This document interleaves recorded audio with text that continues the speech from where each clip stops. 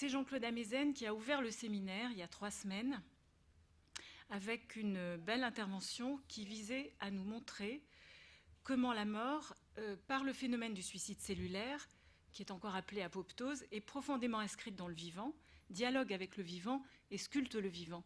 Il a d'ailleurs écrit un ouvrage qui s'appelle « La sculpture du vivant ». Il a introduit cette idée du dialogue qui est nécessaire, qui semble nécessaire, entre la vie et la mort au sein de la cellule, de l'organisme, mais aussi des espèces. La semaine dernière, c'est Daniel Hervieux-Léger qui a parcouru l'histoire et le temps et qui a fait apparaître que nos sociétés modernes et développées étaient caractérisées par l'individualisation, la laïcisation et la désacralisation du mourir, sans pour autant que ces 3 caractéristiques soient conçues, appréciées comme un appauvrissement des rites, des représentations et des pratiques autour du mourir. Elle a terminé son exposé, ou en tout cas en émettant une hypothèse, qui est la suivante, que la solitude de l'individu moderne devant la mort pourrait être la rançon de l'autonomie de l'individu moderne. Aujourd'hui, le propos, nous avons 2 intervenants. Dans les séances suivantes, nous aurons aussi 2 intervenants. Donc 2 intervenants autour du thème donc la bonne mort, l'immortalité du héros et l'éternité du saint.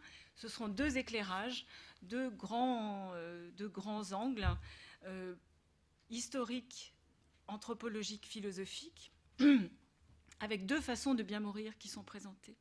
La belle mort du héros, Achille, qui est saisi dans la fleur de sa jeunesse, et c'est Roland Cher qui va faire cet exposé que je vais présenter tout de suite, et une autre façon de bien mourir et une autre belle mort qui est celle de la mort du saint, la belle mort ou la bonne mort du saint. Éric Rebillard présentera cette belle mort comme essaiera d'interroger ce modèle et les enjeux de ce modèle dans le christianisme ancien au IVe et au Ve siècle. Ces 2 belles morts, vous le verrez, ont quelques similitudes. En tout cas, elles sont des belles morts exemplaires dans la tradition épique ou dans la géographie. Et elles ont pour autre valeur d'être racontées, ce qui n'est pas non plus sans importance. Alors, je vais présenter les 2 intervenants. Roland Cher, qui est philosophe, qui a été commissaire de 2 expositions qui ont été présentées à la BNF, l'exposition d'ouverture du site de Tolbiac, qui s'intitulait « Tous les savoirs du monde », et l'exposition de l'an 2000, « Utopie, la quête de la société idéale en Occident ». Il est directeur à la Cité des Sciences, et c'est lui qui a lancé le collège de la Cité début septembre. Donc, il va intervenir dans quelques minutes. Et je présente aussi maintenant, que je retrouve mon petit papier, que j'ai là, pardon, Éric Rebillard, qui est historien, qui est chargé de recherche au CNRS. Il est titulaire d'un doctorat qu'il a soutenu à l'Université Paris V. Il a été membre de l'École française de Rome de 1992 à 1996. Et il a été également membre en 2000 et 2001 de la School of Historical Studies à Princeton aux États-Unis.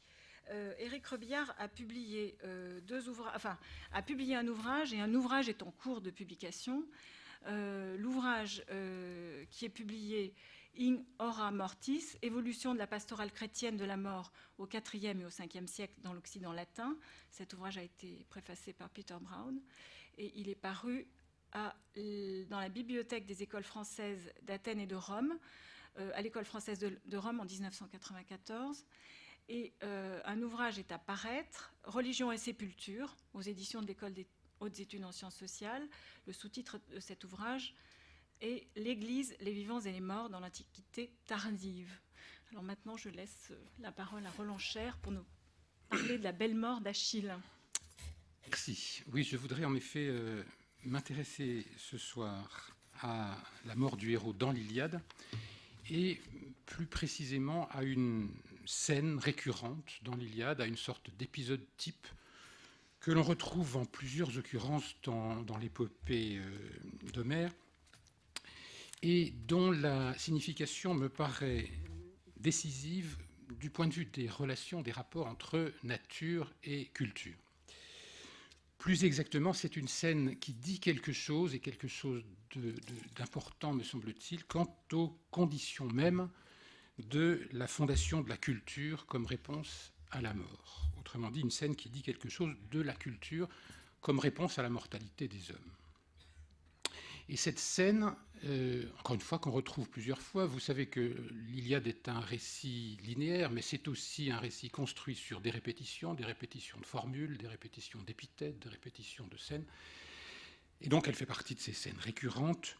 Elle a pour enjeu le sort qui est réservé au corps du héros immédiatement après sa mort, lorsqu'il a été vaincu au combat singulier. La question est, qu'en sera-t-il du corps du héros? Alors, petit détour préalable, je disais à l'instant que cette scène me paraît décisive quant à la question des rapports entre nature et culture et quant à la fondation de la culture, et je voudrais m'en expliquer un petit peu, et d'abord m'en expliquer sur l'utilisation de ce terme de culture.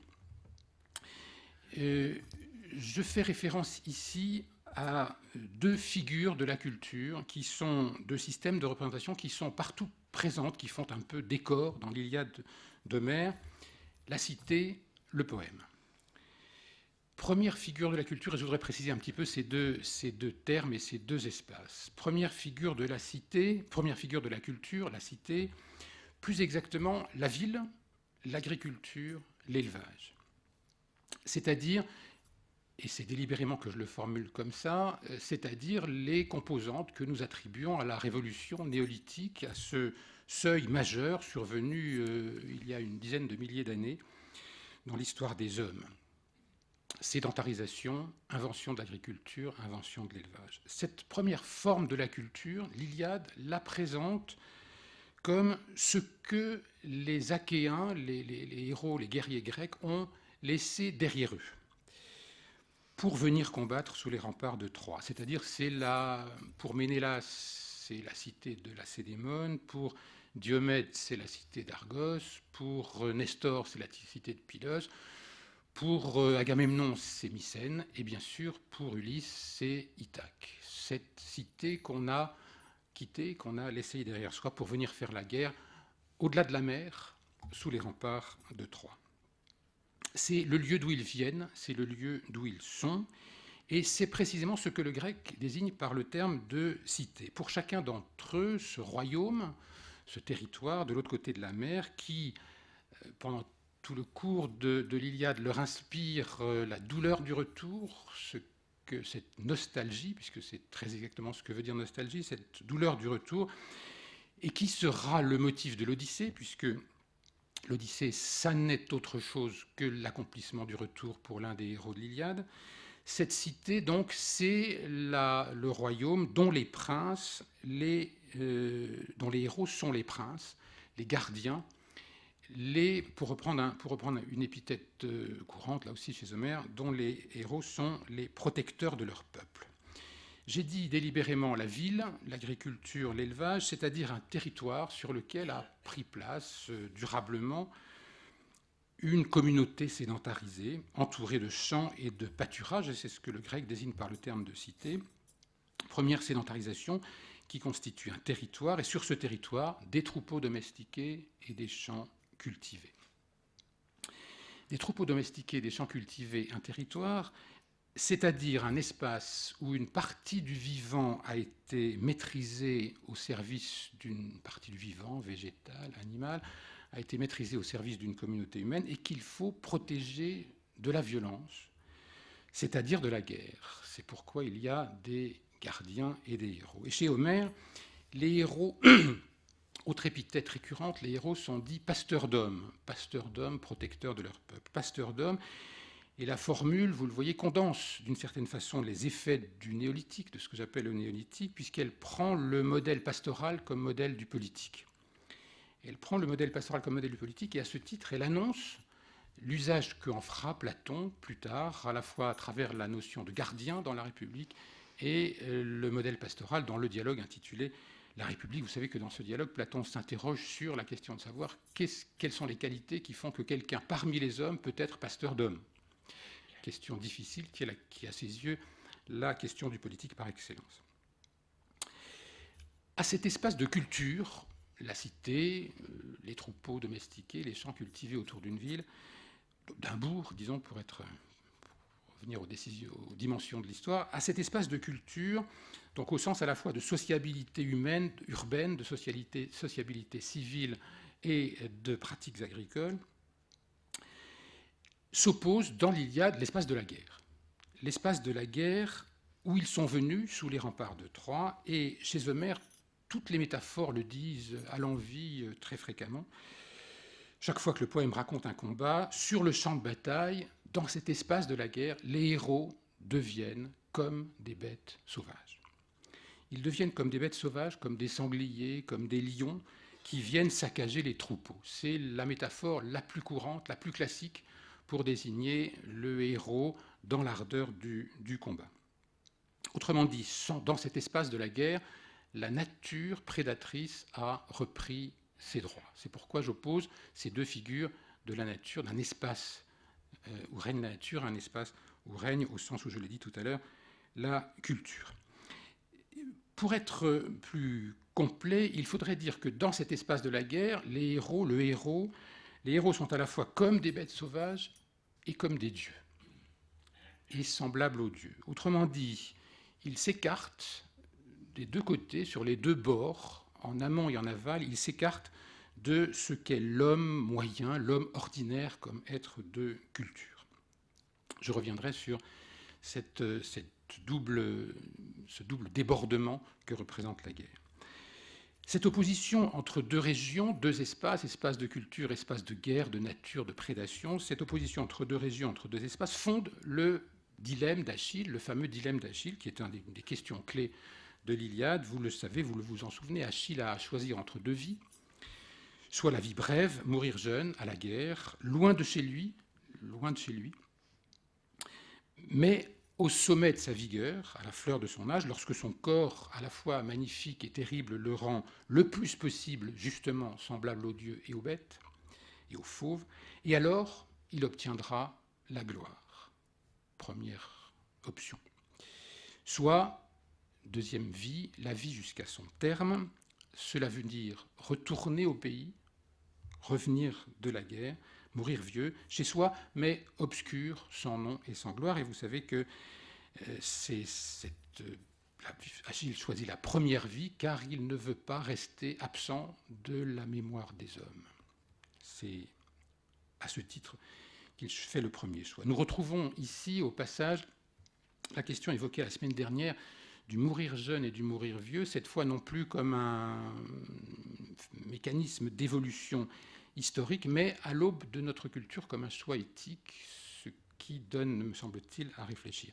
Au passage, nous retrouvons aussi dans cette histoire un motif évoqué lors de la première conférence de ce séminaire, de la conférence de Jean-Claude Amezen, celui de la mort prématurée.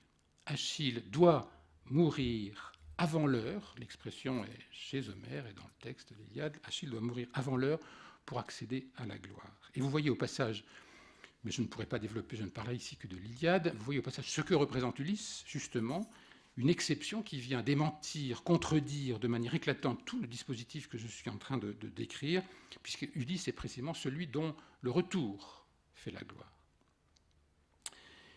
Donc, première figure de la culture, la cité. Deuxième figure de la culture, le poème. Le poème dont Homère nous dit qu'il est le véhicule de la gloire. C'est le récit des exploits consignés dans la mémoire des Aèdes et transmis de génération en génération, chanté lors des banquets selon les formes et les rythmes qui favorisent la tradition, la transmission. Et le poème est dit véhicule de la gloire, et je voudrais m'arrêter un instant sur ce terme de gloire. Le mot grec est le mot kléos ou kléia, comme dans Patrocle ou dans Cléopâtre. Deux noms propres qui désignent la gloire des pères, la gloire des ancêtres. Autrement dit, qui désigne le récit fondateur transmis de génération en génération, le récit des exploits accomplis par les ancêtres qui se transmet et qui cimente la communauté des descendants. Mais ce même mot, kléos ou kléia, avant de désigner la gloire, signifie d'abord le bruit de fond, qui diffuse dans l'espace, le bruit rapide qui court de lieu en lieu pour avertir ceux qui sont à distance, le vacarme ou la rumeur. Or, le poème dit ceci: les muses, les filles de mémoire, les filles de la déesse de la mémoire, de Mnémosyne, et les divinités qui président précisément à la culture, les muses, grâce à leur intercession, peuvent faire que ce bruit devienne savoir. Elles transforment l'inspiration des muses au poète, fait que le bruit devient du savoir, savoir des noms et des actions, recueilli par le poète pour être transmis cette fois à travers le temps, non plus seulement dans l'espace, mais à travers le temps, d'une génération à l'autre, comme une rumeur cette fois qui se propagerait de génération en génération, impérissable, dit Homère, parce que devenu poème, transmissible, parce que devenu langage. Prodige de la littérature comme fabrique de mémoire qui fait que, précisément, nous entendons encore ce soir parler des exploits d'Achille, accomplis sans doute, il y a, les historiens discutent, mais 12 siècles avant notre ère, consigné par quelqu'un qu'on nomme Homère vers 700 ou 800 avant notre ère. Et donc, seconde figure de la culture, mais qui a cette fois une vertu très particulière, la vertu d'immortaliser. Le grec dit athanatizein, c'est-à-dire proprement nier la mort autant que les hommes peuvent le faire. Soit donc ces deux figures de la culture, la cité d'un côté, le poème de l'autre. Or, dans l'Iliade, tout se passe, et c'est ce que je vais essayer de montrer maintenant, tout se passe comme si l'existence du héros, pour passer de la première forme de la culture, la vie paisible, pacifiée, chez soi, parmi les saints, parmi les siens, entouré de ses cultures et de ses troupeaux, pour passer de cette première forme de la culture à la seconde, le récit épique, qui véhicule sa gloire et autant que possible l'immortalise, pour passer de l'une à l'autre, tout se passe comme si l'existence du héros devait faire en quelque sorte le détour de cet espace sauvage de la guerre, de cet espace naturel de la guerre, où les lois de la prédation reprennent le dessus. De la guerre qu'Homère appelle funeste. Mais c'est seulement dans cet espace que les exploits sont possibles. C'est seulement dans cet espace qu'un récit peut prendre corps et que l'homme peut, ou du moins le héros, peut sinon s'arracher à sa condition qui est avant tout définie par la mortalité, il peut sinon s'arracher à sa condition, du moins s'écarter de ce qui est ordinairement et simplement humain, c'est-à-dire aller aux limites de sa condition, au voisinage, comme je le disais tout à l'heure, des bêtes et des dieux. Sortir des frontières étroites de la condition humaine pour aller sur ses bords. Et c'est la condition pour que quelque chose de son existence soit retenu, capté, transmis dans les paroles des poètes. Telle est la nécessité dans l'Iliade de la guerre funeste. Il faut passer par là pour que l'existence du héros passe de la culture civile à la culture poétique, à la culture épique. Il y a donc d'abord ceci: pour accéder à cette immortalité que le poème lui confère, le héros doit accomplir des exploits, puisque la mémoire humaine ne peut garder qu'une faible partie, qu'une sorte de couche superficielle du bruit que font toutes les actions des hommes. Et le champ de bataille est avant tout un espace agonistique, l'espace agonistique par excellence, c'est-à-dire une sorte de fabrication d'aristocratie, une fabrique d'aristocratie. Le lieu où se manifeste l'excellence, ce que précisément Homère appelle l'aristéia. L'aristéia, ce par quoi on est le meilleur, le plus fort. Et par conséquent, c'est là que le récit dans l'Iliade peut prendre forme sur fond du vacarme des armes, l'épos, la parole, peut se détacher du bruit. Le poème alors retient les noms et les actions de ceux qui sont allés aux limites de la puissance humaine, aux limites de ce que peut l'homme. Et le paradoxe cruel de la gloire chez Homère, c'est que pour échapper en un sens à l'obscurité de la mort, à la mort obscure, il faut précisément venir sur le champ de bataille pour frayer avec la mort, pour mettre sa vie en jeu. Il n'y a pas d'autre manière pour gagner sa place dans l'immortalité fragile, dans cette immortalité humaine et culturelle du poème, ou plutôt pour gagner sa place dans le poème comme production culturelle et humaine d'immortalité arrachée au bruit, à la rumeur confuse, dans le poème comme cette espèce de fragile rempart opposé par la culture humaine à la mortalité, il n'y a pas d'autre solution sinon que de mettre sa vie en jeu. Et dans l'Iliade, qui est le poème de la force, l'Odyssée est le poème de l'intelligence, de la ruse, dans l'Iliade, qui est le poème de la force, contre la nostalgie, contre le désir de retour, précisément, il faut aller au combat. Il faut se laisser envahir, se laisser gagner par cette ardeur que les dieux mettent au corps des héros, cette espèce de fougue qui monte par les jambes, puis par le torse, puis qui monte jusqu'au bras, et qui n'est autre que le désir sauvage de tuer, ce ménos, cette colère, cette ardeur, qui exalte le corps et le fait sortir de l'humain. Et pour Achille, c'est-à-dire celui que l'Iliade désigne comme le meilleur des Achéens, pour Achille, il faut aller mourir. Il faudra aller mourir sur le champ de bataille et mourir avant l'heure pour accéder à la gloire. Tuer et mourir, il sera, autrement dit, l'auteur de sa mort, comme il a été l'auteur prodigieux de la mort des plus braves de ses ennemis. Mais, et je vais revenir maintenant à cette scène dont je vous parlais tout à l'heure, il y a une deuxième condition pour passer du côté du poème, du côté de la gloire. Pour que les choses se passent ainsi, il faut que soit remplie une autre condition étrange qui porte cette fois sur ce qu'il en est du corps du héros mort. Tout se passe comme si l'émergence du poème dépendait du traitement réservé aux cadavres. Tout se passe comme si la fabrication du poème, cette chose que nous tenons pour éminemment spirituelle, la littérature, la poésie, était en même temps et devait être, pour s'accomplir, un certain souci du corps, un certain soin accordé au corps au moment où la vie l'abandonne, au moment où la vie vient de l'abandonner.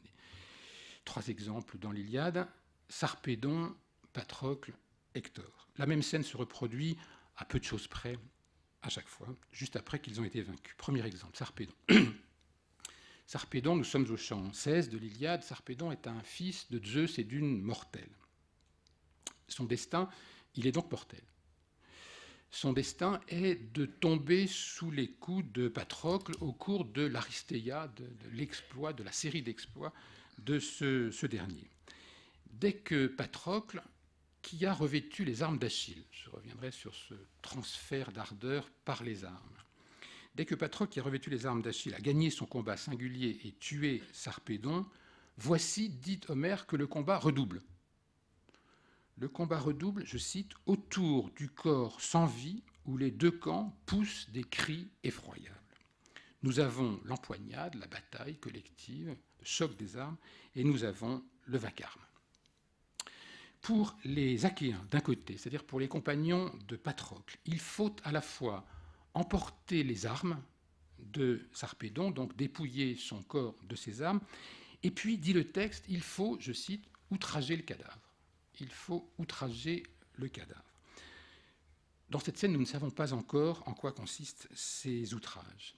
De l'autre côté, les Troyens, dont Sarpédon est l'allié, Sarpédon n'est pas Troyen, il est roi de Lycie, une cité qui est devenue l'allié de Troie dans la guerre qui l'oppose aux Achéens. Donc, les Troyens font tout pour récupérer le corps et les armes, mais finalement, ils ne parviennent pas à récupérer le corps de Sarpédon pour lui éviter cette double honte, être dépouillé de ses armes et être outragé. Et c'est alors que Zeus prend pitié du corps de son fils et qu'il envoie Apollon en lui disant ceci, je cite, « Va maintenant, cher Phébos, va soustraire au trait Sarpédon, efface sur lui le sang noir, porte-le bien loin, lave-le dans l'eau courante d'un fleuve, oins-le ensuite d'ambroisie, revêt-le de vêtements divins et enfin remets-le aux porteurs rapides qui doivent l'emporter, les dieux jumeaux du sommeil et du trépas.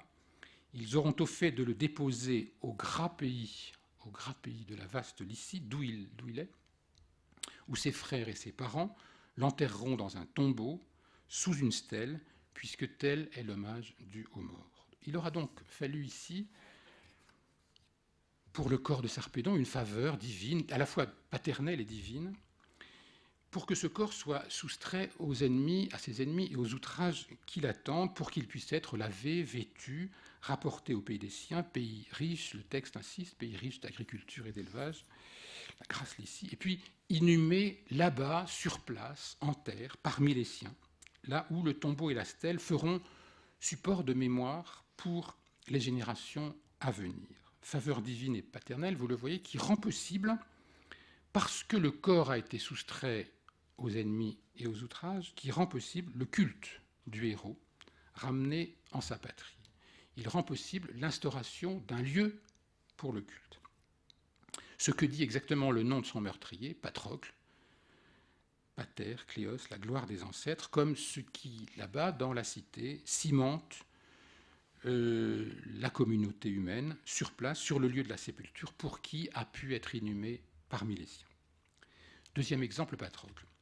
Patrocle, vous le savez, c'est l'ami et le double d'Achille. Et tout le chant 17, le chant suivant, raconte, là aussi, très longuement et avec force détail, la bataille autour de son corps, juste après qu'Hector l'a tué. Comme pour Sarpédon, le premier enjeu pour Hector est de dépouiller Patrocle de ses armes.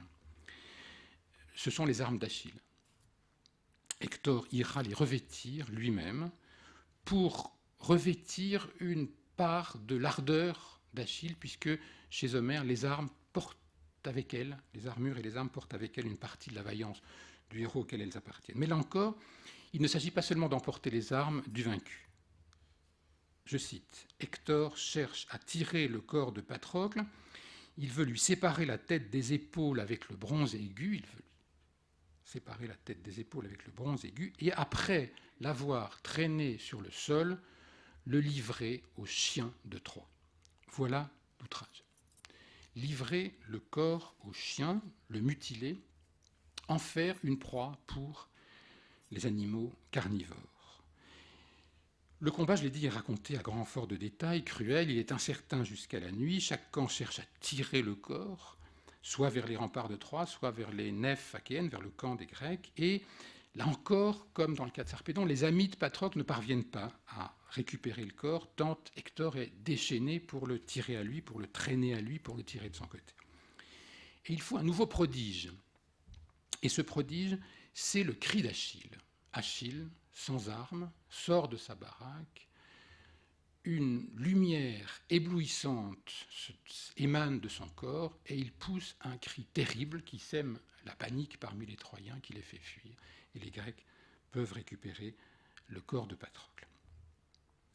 Après quoi, Achille fait laver, frotter d'huile son corps, il fait soigner ses blessures d'un onguent de 9 ans, il le couvre d'un tissu et puis au-dessus d'un carré d'étoffe blanche. Et puis, toute la nuit, Achille et ses amis pleurent sur Patrocle. Début du deuil, du chagrin, des lamentations.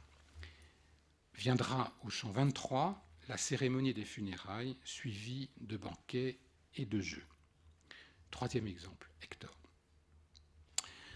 Patrocle a été tué, Achille décide de venger la mort de son ami et enfin, après tant de bouderies, de retourner au combat. Après une Aristéia furieuse, il tue une quantité colossale de guerriers ennemis. Il met Hector à terre. Et celui-ci le supplie, je cite, « Je t'en supplie, par ta vie, par tes genoux, ne laisse pas les chiens me dévorer près des nefs achéennes. Accepte bronze et or à ta suffisance. Accepte les présents que t'offriront mon père et ma digne mère. Rends-leur mon corps à ramener chez moi, afin que les Troyens et les femmes de Troyens, aux morts que je serai, donnent sa part de feu. » Vous le voyez, la question est celle du lieu du corps. Car le corps a un lieu, soit du côté du camp achéen, où les chiens se déchaîneront, soit ramené chez lui pour être donné au feu, pour avoir sa part de feu, c'est-à-dire pour être donné à la crémation rituelle. Achille répond, Achille inflexible et furieux, répond « Non, chien, ne me supplie pas, aussi vrai que je voudrais voir ma colère et mon cœur m'induire à couper ton corps pour le dévorer tout cru. » Vous voyez qu'Achille n'est pas loin de s'identifier lui-même aux bêtes voraces et carnivores auxquelles il destine le corps de Patrocle. Aussi vrai que je voudrais voir ma colère et mon cœur m'induire à couper ton corps pour le dévorer tout cru après ce que tu m'as fait, nul n'écartera les chiens de ta tête. Quand bien même on m'offrirait ton pesant d'or, ta digne mère ne te placera pas sur un lit funèbre pour pleurer celui qui est la mise au monde. Autrement dit, Achille va priver, en tout cas menace, de priver les amis d'Hector ou la famille d'Hector de la possibilité des lamentations. Donc ta mère ne te placera pas sur un lit funèbre pour pleurer celui qui est la mise au monde, et les chiens, les oiseaux te dévoreront tout entier. Après quoi, Achille met en effet à exécution l'outrage qu'il destine au corps d'Hector. Il met en scène la mutilation du cadavre, je cite, « À l'arrière des deux pieds, il lui perce les tendons entre cheville et talon, il y passe des courroies, il les attache à son char en laissant la tête traîner. Puis il monte sur le char, enlève ses chevaux, ceux-ci pleins d'ardeur s'envolent. Un nuage de poussière s'élève autour du corps ainsi traîné, ses cheveux sombres se déploient, sa tête gît dans la poussière, cette tête jadis si belle, que Zeus maintenant livre à ses ennemis pour qu'ils l'outragent à leur gré sur la terre de sa patrie. » Et de fait, Achille, en promenant tous les jours le corps, le cadavre d'Hector attaché à son char dans la poussière du champ de bataille, espère que le corps écorché, mutilé, dépecé devienne une proie facile pour les bêtes. Or, nouveau prodige, Apollon épargne toute mutilation au corps d'Hector. Il le préserve miraculeusement intact. Vient ensuite au chant 24, au dernier chant de l'Iliade, la scène magnifique, bouleversante, où le vieux Priam, le père d'Hector, franchit seul la ligne du camp, la ligne entre dans le camp des Achéens pour demander à Achille de lui rendre le corps de son fils. Au passage, Hécube, son épouse, donc la mère d'Hector, lui a tenté de dissuader Priam d'accomplir cette folie. Résignée, elle lui a dit, je cite, « Pleurons plutôt que d'aller risquer ta vie auprès d'Achille, pleurons plutôt loin de tous, assis dans notre palais, car pour lui, tel est le sort que l'impérieux destin lui a filé à sa naissance, le jour où je l'enfantais, rassasié, les chiens rapides, loin de ses parents. » Encore la question du lieu, au logis d'un héros brutal, donc dans le territoire de cette bête brute qui est Achille, dont je voudrais, Hécube, dont je voudrais, moi, dévorer le foie en y mordant à belles dents. Ainsi serait vengé le fils qu'il m'a tué. Donc vous voyez qu'à son tour, Hécube menace ou espère se transformer en bête carnivore. Priam parvient à la tente d'Achille, invoque le souvenir de son père. « Souviens-toi de ton père, Achille.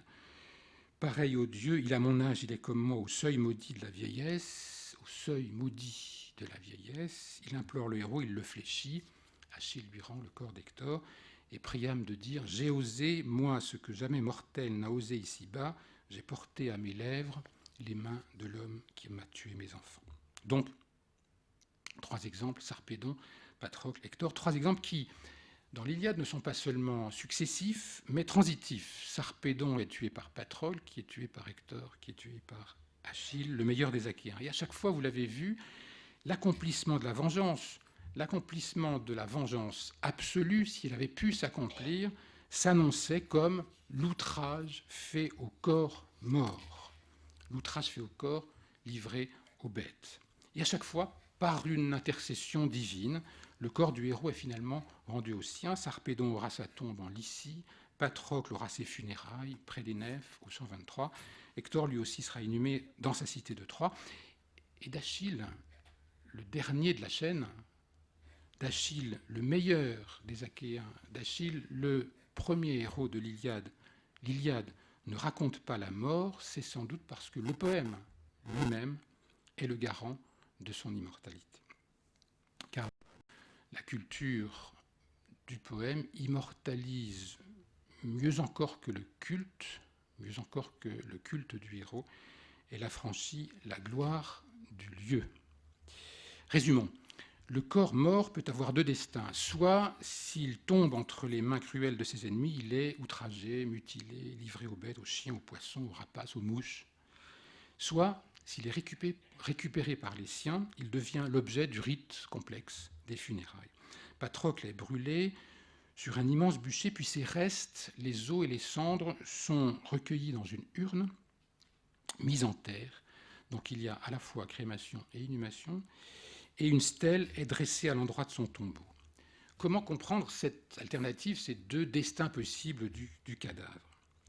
Je dirais ceci: pour que soit possible une forme d'immortalité, le culte ou la culture, l'hommage religieux à l'ancêtre divinisé, ou la gloire littéraire du poème, remarquez que ce sont les deux sens du mot héros, le héros demi-dieu immortalisé comme ancêtre fondateur et le héros comme celui qui accomplit les exploits dans le poème.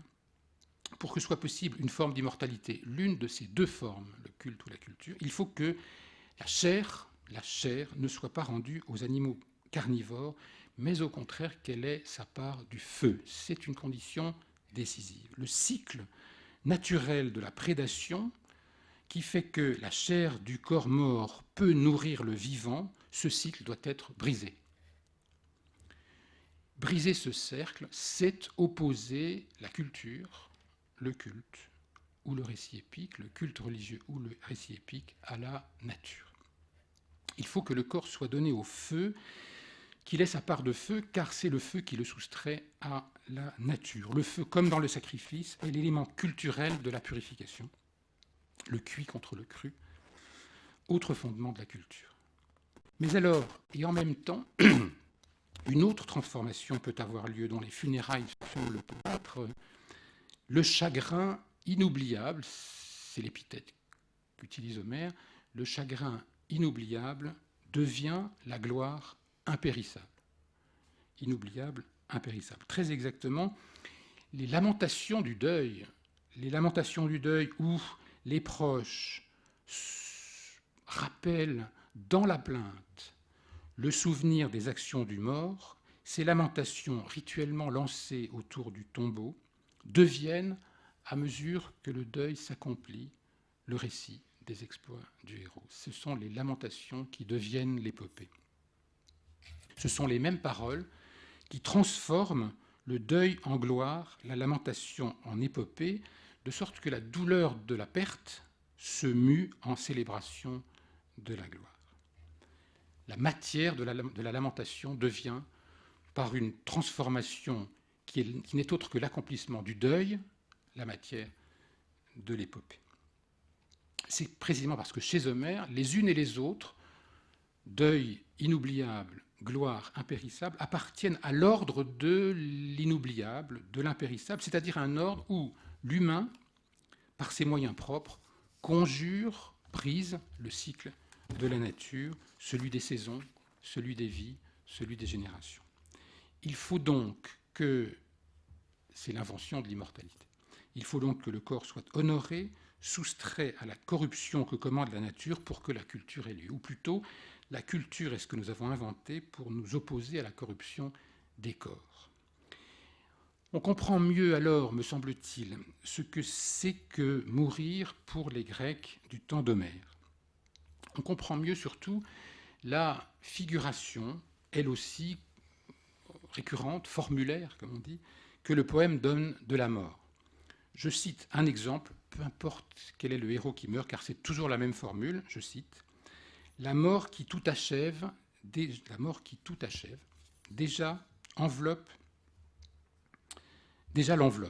L'âme, Psyché, quitte ses membres, et s'en va en volant chez Hadès, pleurant sur son destin, quittant sa force et sa jeunesse. » La mort est bien figurée chez Homère, dès Homère, et pour longtemps, comme la séparation de l'âme et du corps. Mais cette séparation a une toute autre signification, je dirais presque une signification inverse, en tout cas une toute autre signification que celle que lui donneront d'une part Platon et d'autre part la tradition judéo-chrétienne.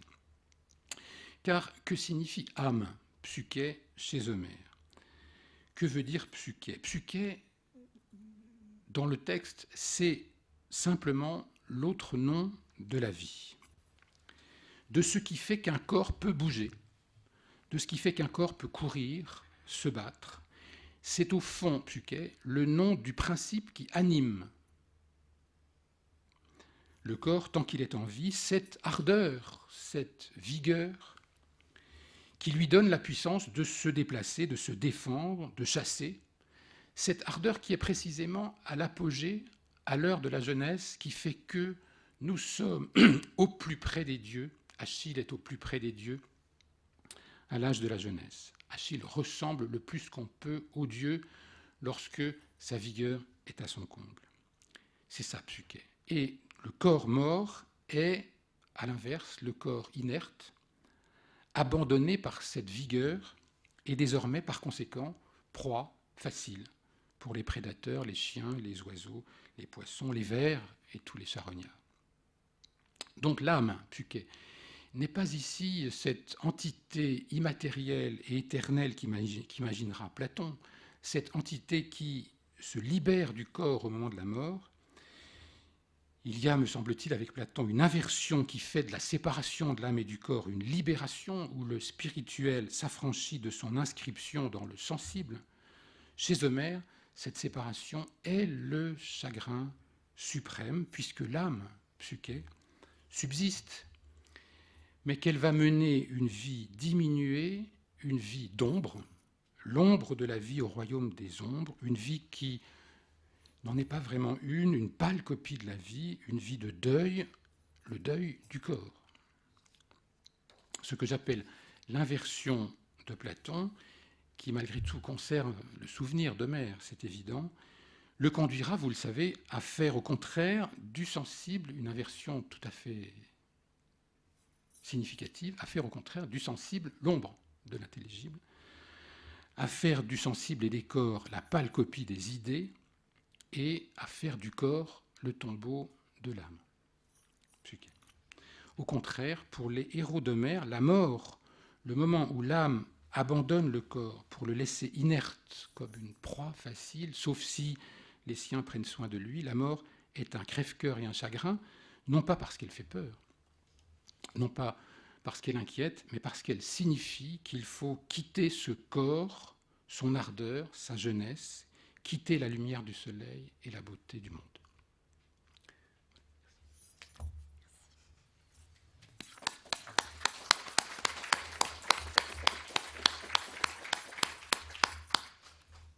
Merci pour ce très bel exposé philosophique. Et maintenant, place à l'histoire et à l'Antiquité tardive.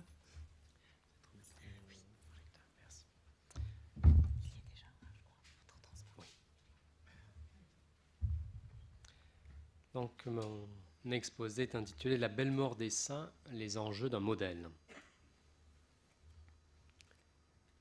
Quelle fut aussi la fin de sa vie, il est juste de le rapporter. Vous désirez l'écouter, et elle est un digne sujet d'émulation.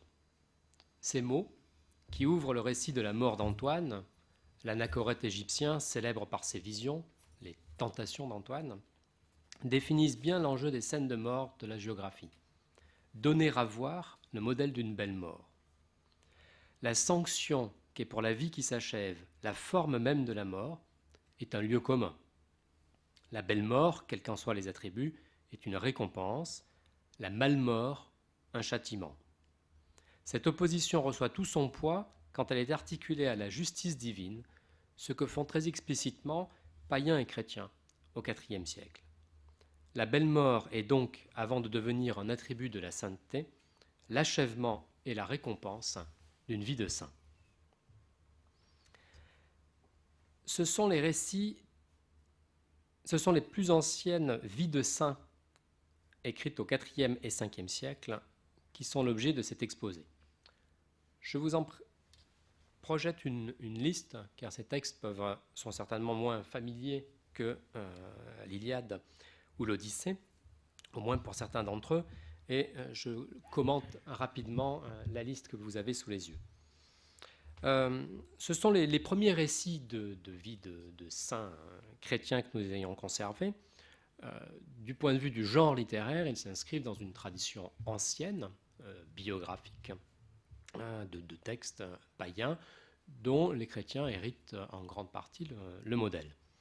Mais la scène de la mort y reçoit un éclairage différent, comme on peut s'y attendre, et nous apprend un certain nombre de choses sur les tensions que ce moment pouvait comporter.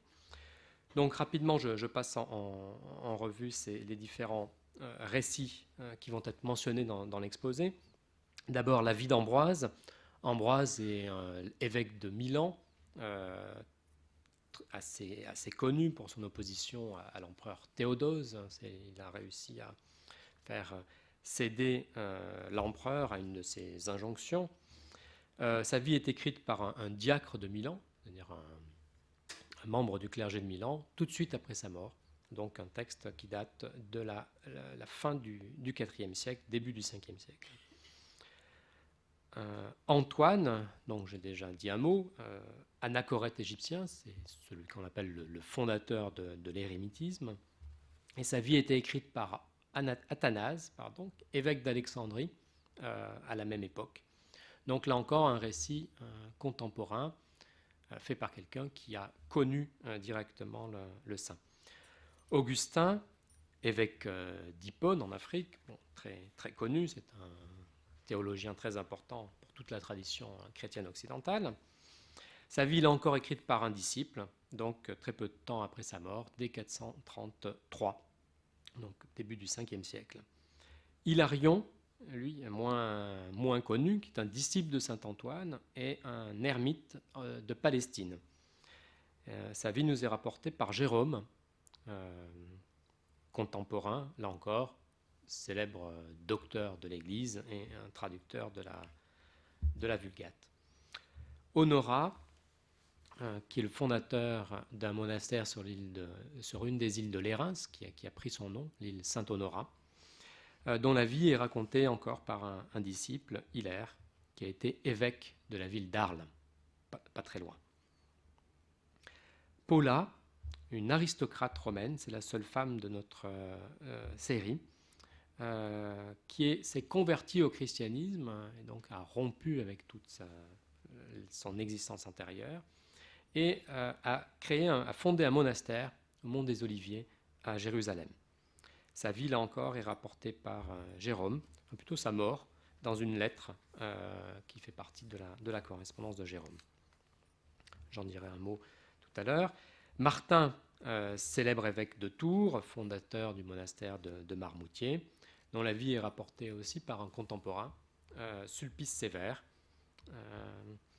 un de ses disciples. Et enfin, Paulin de Nole, un aristocrate, lui aussi converti. Il était gouverneur de Campanie, donc un magistrat romain, avant de se convertir au christianisme, de renoncer à toutes les richesses de ce monde, puis de devenir évêque de Nole, une petite ville de Campanie, là encore.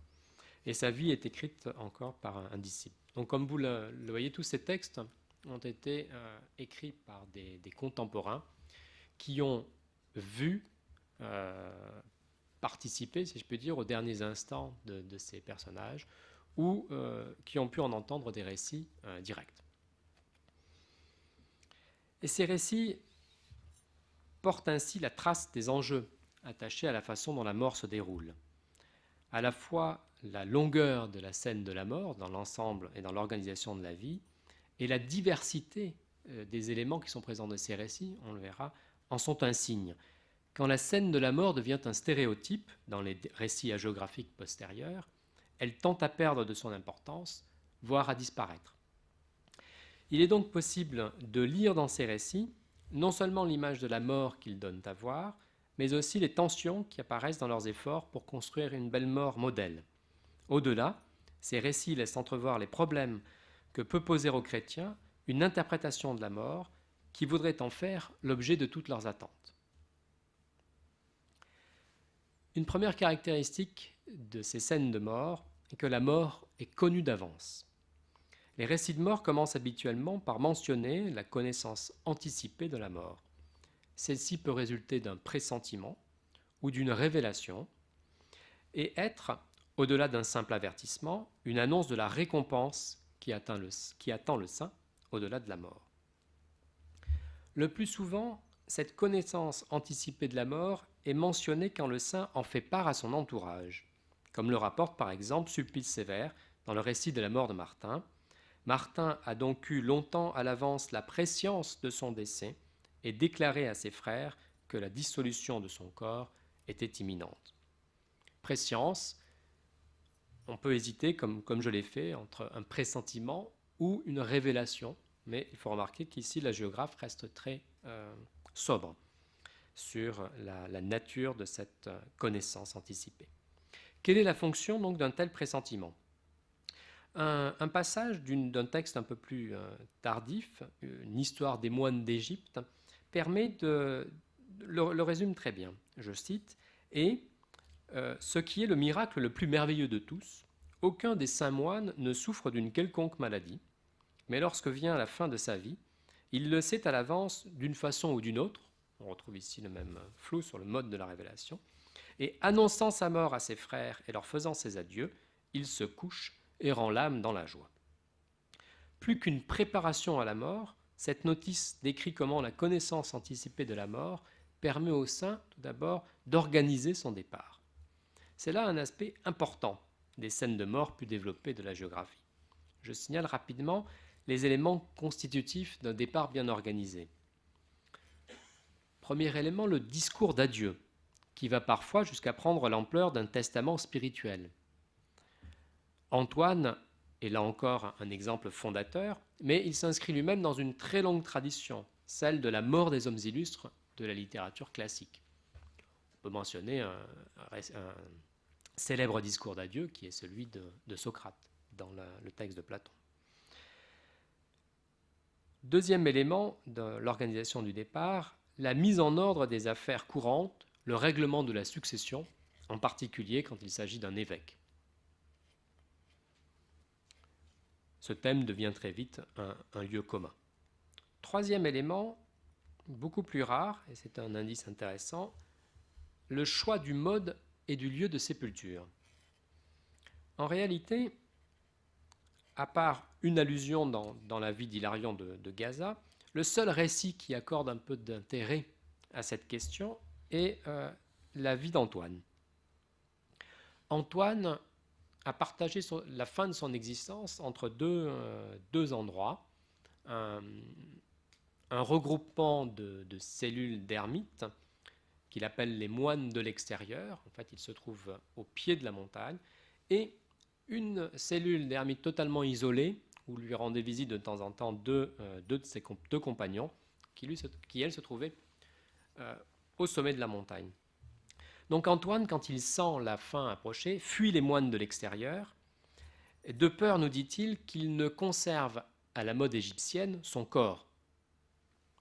À la mode égyptienne, cela signifie momification du corps, et la conservation du corps du mort alors pour les Égyptiens dans la maison, là dans le lieu commun de ces différents ermites. Et il donne des instructions précises à ses deux compagnons, ceux qui le rejoignent de l'autre côté de la montagne, pour que son corps soit enterré dans un lieu tenu secret. Mais comme je l'ai dit, ce motif est très rarement présent dans nos récits, tout simplement parce que l'Église, au IVe et Ve siècle en tout cas, n'a pas d'enseignement spécifique sur le mode ni sur le lieu de sépulture. Et si l'on regarde quelle est la place réservée à ces questions dans la prédication, dans les sermons que les évêques donnaient aux chrétiens, on s'aperçoit que ces questions sont laissées à la responsabilité des individus. Donc là, c'est une confirmation indirecte de ce fait du peu d'importance de la sépulture dans les récits de mort des vies de saints. L'idée d'une préparation plus spécifique à la mort, donc non seulement l'organisation du départ, mais se préparer à mourir, apparaît dans quelques récits. Honorat, donc le fondateur du monastère des îles de l'Érins, au large de Cannes, n'a pas à proprement parler de pressentiment de l'imminence de sa mort, il n'en est pas non plus averti, mais, je cite, « méditer à l'avance, le terme inéluctable pour les hommes n'était pas arrivé pour lui à l'improviste. » Consacrer sa vie à la méditation de la mort est une dimension importante de l'ascèse chrétienne. Il s'agit d'un exercice spirituel, comme l'a bien montré Pierre Hadot, exercice hérité en partie de la tradition philosophique, exercice qui permet de ne pas être surpris par la mort. Il n'est peut-être pas fortuit que la vie d'Honorat soit le seul texte de notre corpus à faire place à ce thème. En effet, l'idéal du sage chrétien, exercé à méditer la mort, qui est au cœur de la prédication chrétienne jusqu'à la fin du IVe siècle, tend ensuite à laisser la place à un discours qui prend davantage en compte la peur de la mort. Or, comme vous l'avez vu par les indications chronologiques que j'ai données pour ces récits, il se situe à la charnière du IVe et du Ve siècle. Quand cet idéal, donc, du sage chrétien qui s'exerce durant toute son existence et se prépare à la mort, cède un peu la place dans les représentations pour un discours qui va essayer de prendre en compte une dimension, on pourrait dire, plus humaine de la mort, plus à la portée des lecteurs ou des auditeurs de ces récits. La préparation à la mort dans nos vies peut aussi avoir une coloration plus religieuse, comme on pourrait s'y attendre. Augustin, lorsque sa dernière maladie s'est déclarée, recherche la solitude, fait installer au mur de sa cellule des panneaux sur lesquels sont recopiés les psaumes de David sur la pénitence. Et il se consacre à la méditation, en demandant à être dérangé le moins possible. Le biographe d'Augustin nous rapporte ce qu'Augustin lui-même disait de sa volonté. Il avait l'habitude de nous dire, je cite, dans ses entretiens familiers, qu'après le baptême, chrétiens et prêtres, fussent-ils dignes de louange, ne devaient pas quitter leur corps sans avoir fait une digne et convenable pénitence. La vie d'Augustin propose ainsi une préparation immédiate à la mort. La démarche pénitentielle qui est proposée dans la vie d'Augustin a eu des émules dans les vies postérieures, mais dans les premières hagiographies, celles dont nous nous occupons ce soir, elles demeurent exceptionnelles, alors que la pastorale commence à chercher à en imposer le modèle. Donc on a là encore ces récits singuliers qui présentent ou annoncent des tendances de la spiritualité chrétienne. Le cas de Martin, singulier là encore, doit être mentionné. Il choisit, lui, de mourir étendu sur le cilice et la cendre. Et, de même, dans un commentaire, en fait un devoir pour le chrétien. Cilice et cendre sont les attributs caractéristiques des pénitents. Mais dans le cas de Martin, il semble avoir davantage une valeur d'exorcisme. En effet, quand Martin expire, le diable se dresse à son chevet. Or, Martin a recouru à la prostration sur le cilice et la cendre à d'autres moments de son existence, et toujours pour lutter contre les démons.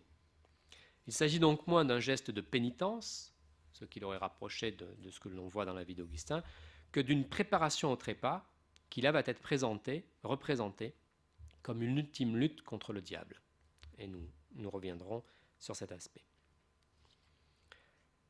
Connaître la date de sa mort ne semble donc pas être seulement l'indice d'une mort apprivoisée, selon l'expression de Philippe Ariès. La connaissance anticipée de la mort signale d'une part la proximité du saint avec Dieu et lui donne d'autre part une certaine maîtrise sur la mort. Et c'est un élément important. L'homme s'éteint avec plus de patience dans une mort prévue que dans une mort inopinée, rappelle Ambroise, évêque de Milan, dans un traité intitulé « Le bien de la mort ». Faire de la connaissance anticipée de la mort une règle, le signe même de la sainteté, à en croire nos vies, ne court-il pas le risque de créer un mélange d'espérance et de crainte chez ceux à qui ce modèle est destiné?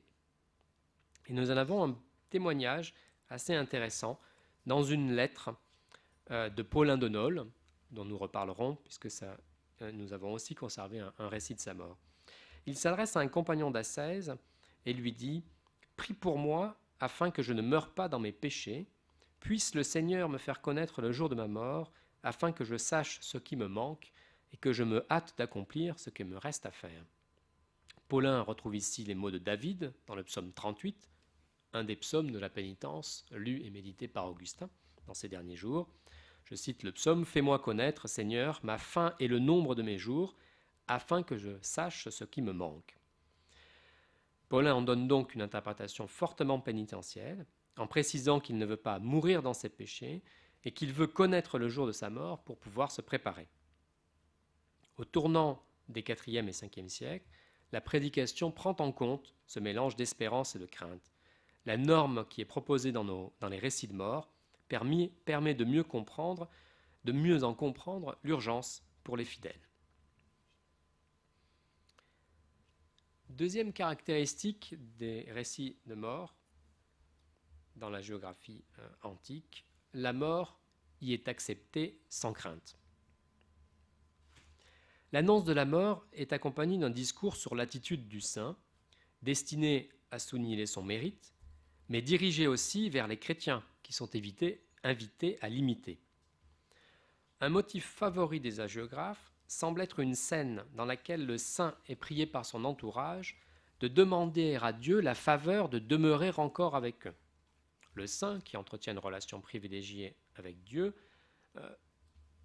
est pressé de demander de vivre plus longtemps pour rester, aider, soutenir ses proches ou ses ouailles, dans le cas d'un évêque.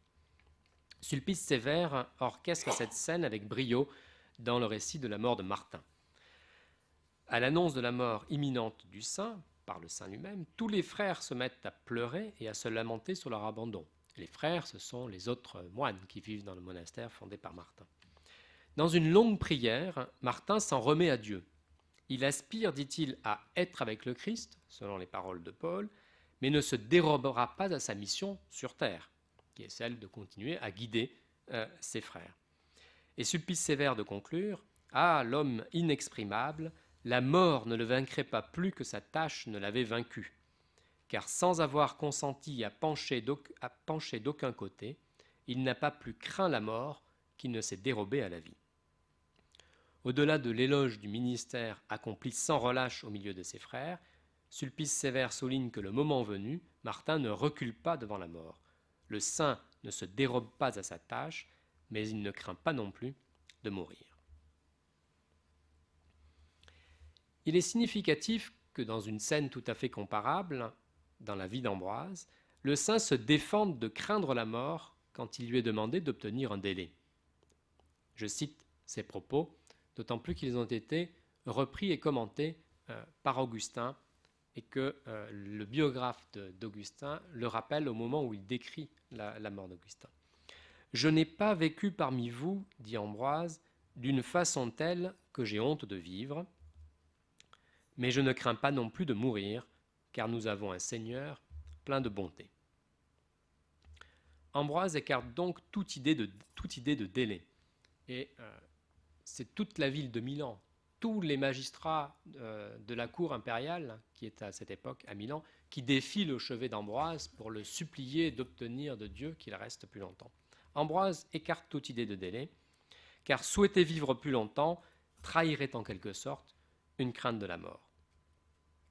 Si Ambroise évoque la miséricorde de Dieu, car nous avons un Seigneur plein de bonté, les dernières paroles d'Hilarion de Gaza, dans un contexte un peu différent, un ermite en Palestine, dont la mort est racontée par Jérôme, donc ces dernières paroles sont plus singulières. Il s'adresse à son âme en ces termes. « Pars, que crains-tu ? Pars, mon âme, pourquoi hésites-tu ? Tu as servi le Christ pendant presque 70 ans, et tu crains la mort ?» demande-t-il indigné. Hilarion constate à 2 reprises que son âme semble craindre de mourir, tant elle est lente à quitter son corps. Nous reviendrons un peu plus loin sur cette notion de lenteur à quitter le corps. Il trouve cette crainte proprement absurde, car la mort ne peut être que le couronnement d'une vie dévouée au service de Dieu. C'est là encore évoquer la crainte de la mort pour mieux la nier. Les paroles d'Hilarion semblent cependant peu compatibles avec le commentaire qu'Augustin fait de la réponse d'Ambroise. Je cite Augustin, « Il fallait comprendre qu'Ambroise avait dit « Je ne crains pas de mourir car nous avons un Seigneur plein de bonté », afin qu'on ne crût pas qu'il avait dit pour commencer « Je n'ai pas vécu de sorte que j'ai honte de vivre avec vous », parce qu'il était très confiant à la grande pureté de ses mœurs. Donc Augustin loue ici Ambroise pour ne pas s'être reposait sur une confiance excessive en la pureté de ses mœurs, ce que l'on pourrait éventuellement reprocher à Hilarion, qui lui s'indigne au contraire, alors qu'il a vécu toute sa vie au service de Dieu, que son âme manifeste une hésitation, une crainte qu'il rejette aussitôt. Toutefois, l'assurance d'Hilarion semble l'emporter dans la géographie sur les scrupules d'Augustin. Mais ces textes mettent bien en évidence un des problèmes posés par l'interprétation chrétienne de la mort, et l'on peut se demander s'il est plus confortant pour les chrétiens de voir l'absence de crainte liée au mérite acquis, le cas d'Hilarion, ou de voir au contraire le saint touché de componction, pris de pénitence, pleurant et se repentant, consacrer ses dernières heures à une pénitence sévère.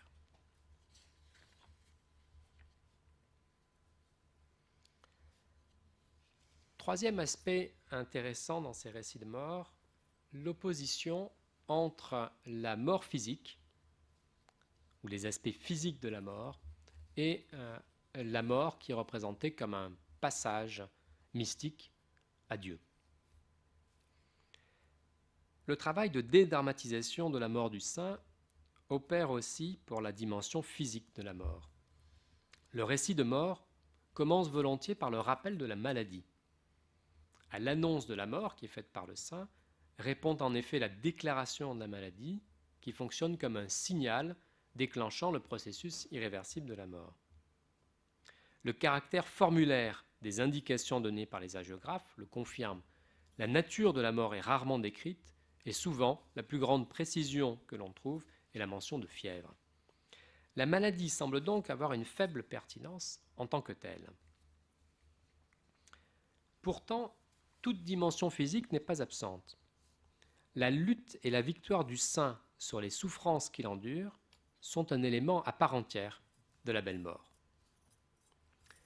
Sulpice Sévère, par exemple, n'a de cesse de rappeler que Martin, dans ses derniers instants, poursuit inlassablement ses activités.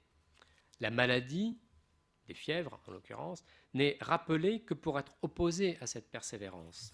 Je cite, « Malgré la violence des fièvres qui le tenaillaient déjà depuis plusieurs jours, il ne cessait point de vaquer à l'œuvre de Dieu. » L'opposition de l'âme et du corps sous-tend tous les récits. Je cite, « Passant les nuits dans les prières et les veilles, il contraignait ses membres défaillants à servir l'esprit. » Et l'expression que l'on trouve, l'expression latine « invictus spiritus », littéralement « l'esprit invaincu », qui décrit Martin absorbé dans une constante prière, résume bien l'attitude du saint pour qui la victoire sur la mort prend l'apparence d'une ultime victoire sur le corps. Quelques textes soulignent toutefois cette victoire en l'opposant à une image plus humaine de la mort. Voici comment Hilaire, au tout début du récit de la mort d'Honorat, insiste sur la constance de ce dernier. Je cite, « Il n'est pas facile de supporter longtemps des maux pénibles avec un tel courage, sans jamais souhaiter la mort, ni la redouter. En effet, celui qui n'a pas hésité à vivre dans la servitude du Christ, quelles qu'en soient les difficultés, ne craignait pas de passer à une vie nouvelle par la porte commune de cette vie nouvelle. » Hilaire construit tout le récit de la dernière maladie d'Honorat sur l'opposition entre l'âme et le corps. Je cite à nouveau, « Honorat a su ne jamais céder, quand sa foi était en lutte contre ses infirmités, à la douleur de son corps plutôt qu'à la ferveur de son esprit. Honorat, rappelle encore Hilaire, n'est pas mort d'une maladie brusquement contractée ou d'un subit accès de fièvre. Il a dû supporter pendant longtemps des fatigues proches de la mort. » Et il insiste sur la longueur de ces souffrances. Honorat lui-même, dans des propos qui sont rapportés, évoque, pour décrire sa dernière maladie, les souffrances qu'ont endurées les martyrs, comme si sa longue maladie était la dernière épreuve de sa foi. Mais maladie et trépas d'Honorat sont en fait l'objet d'une véritable transfiguration. Je cite les deux phrases qui décrivent sur son dernier moment. « Jamais un résumé d'abord d'Hiller sur ce qui s'est passé. Jamais il ne fut pénible à quiconque pendant ces pénibles maladies, et ces infirmités n'inspirèrent de répulsion personne, contrairement à ce qui arrive d'ordinaire. Enfin, gagnant le repos de la mort dans son dernier sommeil, il passa en dormant, sans aucune des luttes habituelles au dernier moment. Il n'éprouva aucune des lenteurs pénibles du trépas. Cette mort douce, dans les circonstances d'une maladie pénible, se dessine donc bien en contraste avec la mort ordinaire. J'ai souligné, contrairement à ce qui arrive d'ordinaire, sa maladie n'a jamais été pénible pour les autres. Il est passé en dormant sans les luttes habituelles des derniers moments. Il n'éprouva aucune des lenteurs pénibles qui sont habituellement celles du trépas. Le même procédé se retrouve dans les lettres de consolation de Jérôme. Ce sont des indices d'autant plus intéressants de la façon dont est perçu l'idéal de la mort sainte que ces lettres ne sont pas à proprement parler des textes hagiographiques.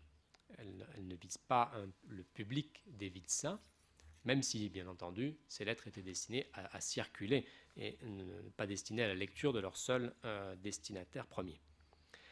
La plus développée de ces lettres est celle que Jérôme écrit à la fille de Paula, l'aristocrate romaine convertie, dont je vous ai parlé rapidement.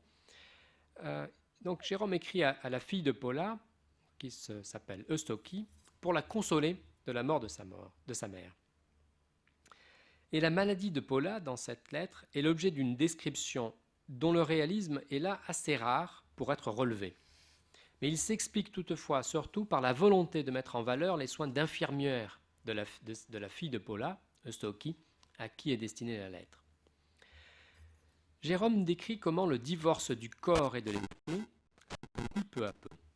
Je cite, « La plus avisée des femmes sentait que la mort était proche et que, le reste de son corps et de ses membres étant froid, seule la tiédeur de son âme palpitait dans sa sainte poitrine. » Là, le corps est déjà presque mort, en quelque sorte, froid, mais son âme, elle, reste bien présente.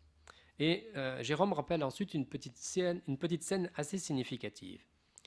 Alors que Paula gardait le silence depuis longtemps, Jérôme, qui assiste à ces derniers instants, s'adresse à elle et lui demande si, je cite, « elle éprouvait quelque douleur ». Et celle-ci répond, indignée, qu'elle ne ressentait aucune peine et qu'au contraire, elle envisageait tout avec calme et sérénité. La question de Jérôme semble relever d'un registre physique, dolérer, éprouver une douleur. La réponse de Paula est plutôt d'un registre moral, molestia, la peine. Elle affirme en tout cas clairement à Jérôme que sa question n'a aucune pertinence. Et l'on le comprend bien quand on lit la façon dont Jérôme décrit l'agonie de Paula. Je cite, « Son souffle avait faibli et elle haletait à l'approche de la mort. Mais son âme, impatiente de s'évader, changeait le râle même avec lequel finit la vie des mortels en louange du Seigneur. Paula aspire à rejoindre Dieu avec tant de foi que son dernier souffle, le râle des agonisants, évoqué ici, c'est le mot qui désigne cela en latin, est présent dans le texte, est transfiguré en prière. L'agonie n'est évoquée que pour être niée, et comme dans le récit d'Hiller, opposée explicitement aux représentations communes, à ce qui arrive à tout le monde. La mort douce est ainsi synonyme de sainteté, au même titre qu'une longue agonie peut au contraire signaler un pécheur. L'association de la mort dans les souffrances avec le péché et la punition est une constante des récits bibliques de la mort des persécuteurs, et le schéma en a été fortement exploité par les actes des martyrs, qui sont des textes contemporains. Les chrétiens présentent-ils une vulnérabilité particulière face à la souffrance, dans la mesure où elle peut être interprétée comme un châtiment divin? C'est la question que l'on peut se poser à lire les sermons qui abordent de façon embarrassée et très rarement, en réalité, ce thème. Car la question devait être réellement réglée et une réponse pastorale satisfaisante, enfin du moins qui semble satisfaire ceux à qui elle s'adresse, ne semble pas intervenir avant le VIe siècle, quand Grégoire le Grand esquisse l'idée d'un début de purgation dans les souffrances du trépas. Donc les souffrances du trépas, qui sont des choses communes, ne signifient plus que l'on est un pécheur et qu'il y a une punition, ce que laisse entendre cette mort douce des vies de saints, puisque si l'on n'a pas la même mort, c'est que l'on n'est pas aussi exemplaire qu'eux. Ici, permet au contraire,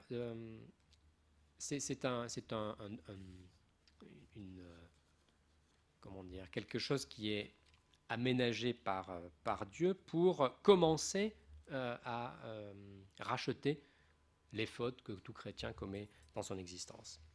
Donc le thème de ces souffrances ou de leur absence trouve une justification théologique dans les écrits de Grégoire le Grand et devient ensuite un thème assez commun dans la spiritualité chrétienne aux époques ultérieures. Dernier moment, si je puis dire, moment fort dans les récits de mort, l'instant de la mort. Il reçoit une certaine attention. Deux images se partagent la description du trépas, le sommeil et le voyage vers le Seigneur. L'image du sommeil semble la plus ancienne. Elle est liée à la croyance en la résurrection. Elle connote plutôt dans nos textes la paix qui caractérise la mort du saint. Nous l'avons vu,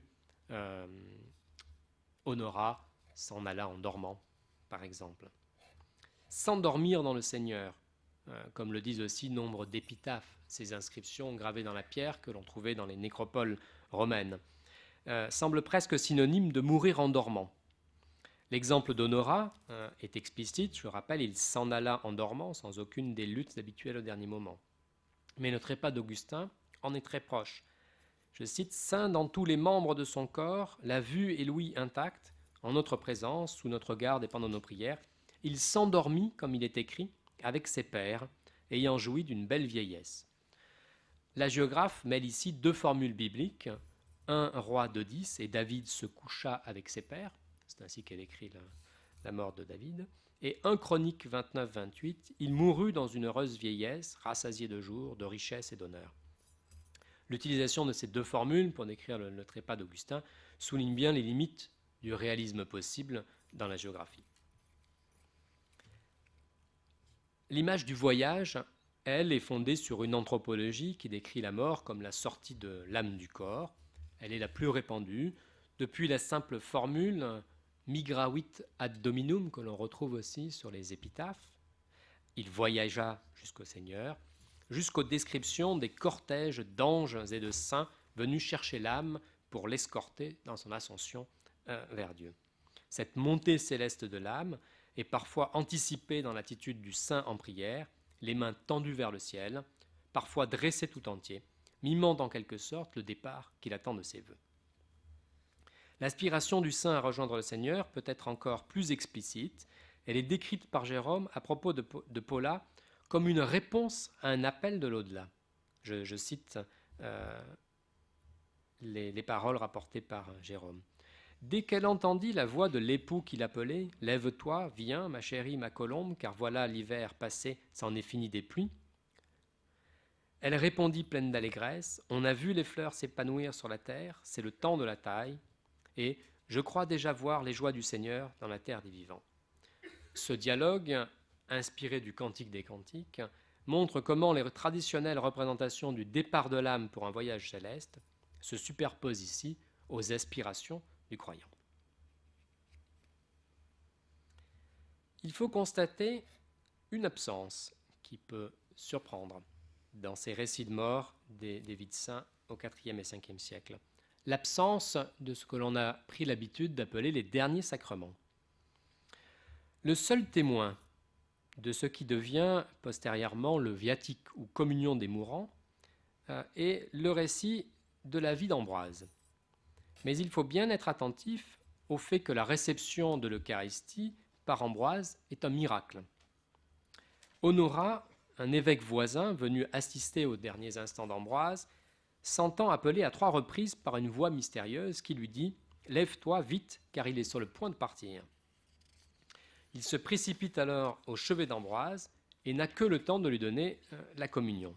Je cite, « Quand Ambroise l'eut reçu et avalé, il rendit l'âme, emportant avec lui un bon viatique, de sorte que son âme, revigorée par cette nourriture, se réjouit de la compagnie des anges dont il avait vécu la vie sur terre. Le commentaire du biographe montre combien cette ultime communion est liée à l'idée du voyage de l'âme. Elle est une nourriture que le mourant emporte avec lui pour trouver les forces nécessaires à son dernier voyage.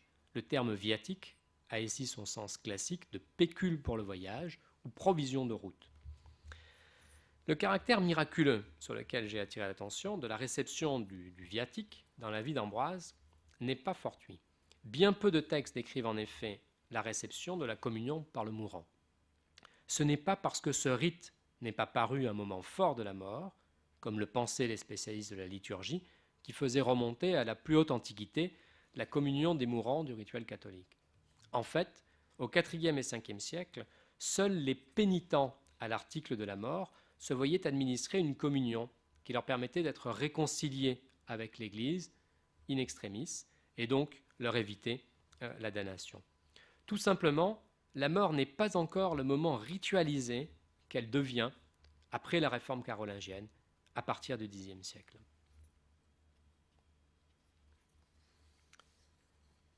La vie d'Antoine, et c'est le dernier aspect de cet instant, de ce qui se passe à l'heure de la mort, met en scène les anges psychopompes, qui sont les porteurs de l'âme.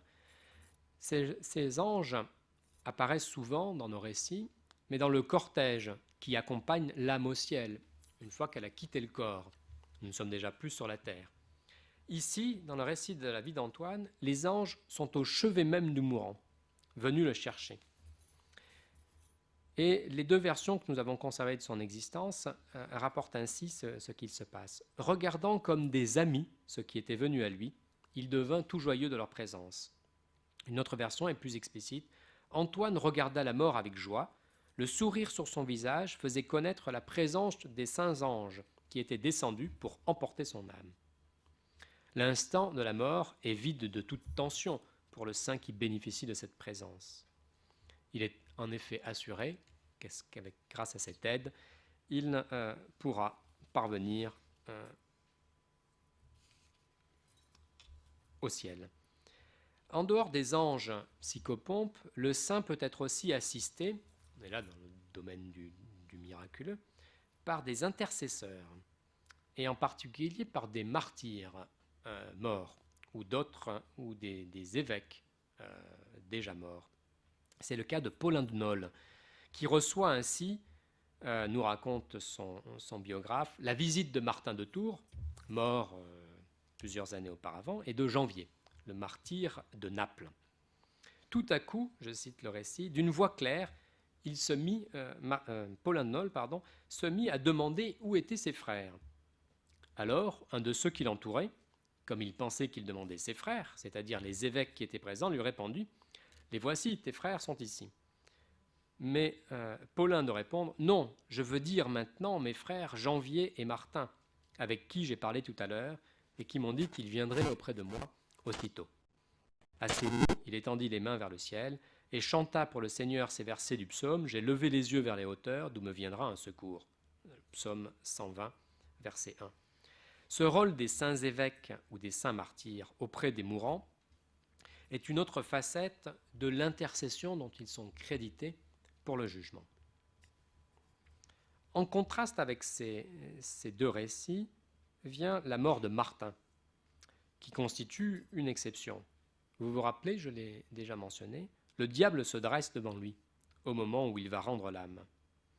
Et Martin s'exclame « Pourquoi te tiens-tu là, brute sanglante? Tu ne trouveras rien en moi, maudit.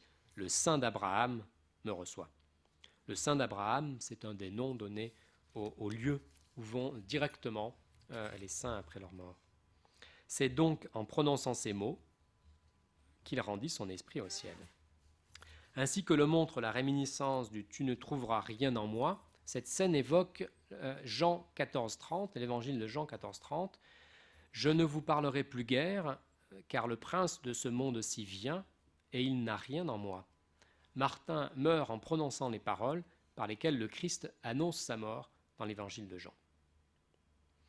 Il faut remarquer que ces 3 derniers récits, donc, qui font place au miraculeux, au moment de la mort, soit les anges ou des intercesseurs qui viennent donner l'assurance au saint qu'il a mérité la récompense, ou le diable qui permet à Martin de remporter une dernière victoire éclatante en le renvoyant, en lui prouvant qu'il ne peut rien trouver pour l'attirer auprès de lui, ne trouve que très peu d'écho, voire aucun écho du tout dans la prédication. Ce n'est qu'à partir du VIe siècle que ces scènes seront commentées. La mort des saints est précieuse au regard de Dieu. Le verset 15 du psaume 115 dit bien ce qu'est une belle mort. La mort n'introduit aucune rupture dans le comportement du saint qui la vit comme un accomplissement. La joie qui se lit sur son visage en est un indice invariable. La mort est en effet le moment tant attendu où le saint rejoint enfin le Seigneur qui l'a servi sa vie durant. En cette heure, celui-ci vient parfois à sa rencontre dans un cortège d'anges et de saints. À l'heure de la mort se manifestent aussi les mérites du saint, que Dieu récompense par anticipation en lui révélant l'approche de la mort et parfois même ce qui l'attend au-delà, en lui donnant la patience de supporter les affres du trépas et en accordant à son âme une sortie douce et facile.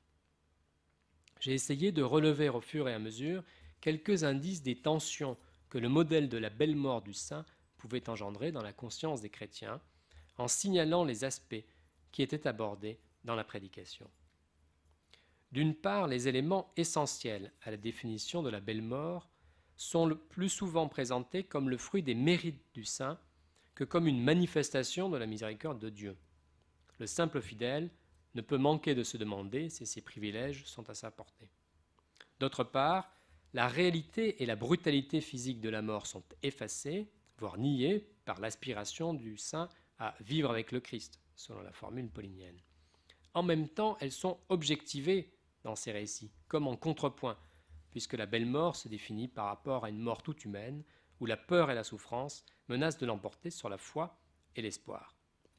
C'est à cette difficulté, peut-être plus contraignante pour les chrétiens, que la prédication commence à répondre à partir de la fin du IVe siècle, quand se met en place une pastorale chrétienne de la mort.